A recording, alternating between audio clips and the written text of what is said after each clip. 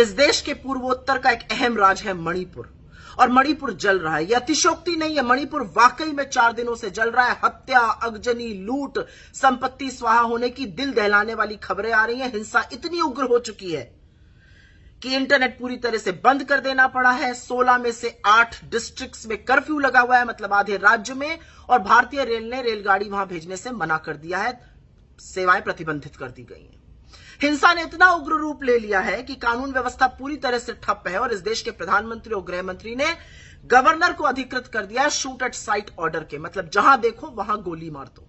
ये 2023 का भारत है जहां पर एक राज्य जल रहा है और शूट एट साइट के ऑर्डर है। मणिपुर की ध्वस्त व्यवस्था के चलते वहां के मंत्री, वहां के विधायक, खुद ओलंपियन और भाजपा की राज्यसभा सांसद रह चुकी मैरी कॉम हाथ जोड़ के दुहाई कर रहे हैं कि प्रधानमंत्री और गृह मंत्री, हमारा प्रदेश जल रहा है, उसको जलने से बचा लीजिए, खत्म होने से बचा लीजिए। लेकिन इस देश की विडंबना है और दुर्भाग्य है कि देश के प्रधानमंत्री और गृह मंत्री कर्नाटका में इतने व्यस्त हैं, वोट की राजनीति में इतने व्यस्त हैं कि मणिपुर जल के स्वाहा हो जाए उनको फर्क नहीं पड़ता। उनको मतलब सिर्फ वोट से है, वोट वोट और वोट।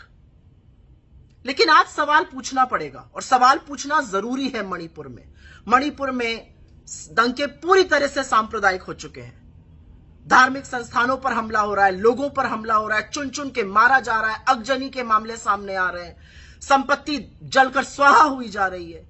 क्या कोई नैतिकता नहीं है प्रधानमंत्री मोदी आपकी और गृह मंत्री अमित शाह की कि आप अपना सारा अटेंशन मणिपुर पर दीजिए?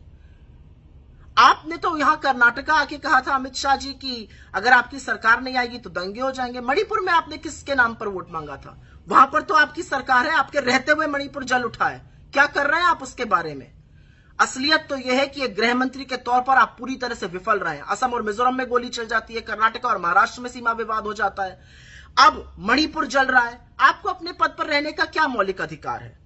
वास्तव में तो मणिपुर में 356 अनुच्छेद के तहत तुरंत राष्ट्रपति शासन लागू कर देना चाहिए और स्थिति बहाल, शांति बहाल करने के प्रयास करने चाहिए। और मोदी जी, मैं सिर्फ आपसे हाथ जोड़ के एक निवेदन करती हूं, आप इस देश के चुने हुए प्रधानमंत्री हैं, भाजपा के स्टार प्रचारक मात्र नहीं है।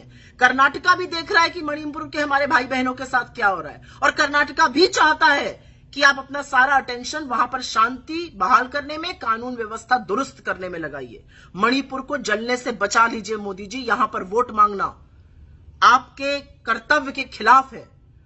इस देश का एक राज्य जल उठा है, उसको बचाइए, वहां पर शांति बहाल करिए, वो आपका राजधर्म है। आपको अपना राजधर्म याद दिलाना जरूरी है।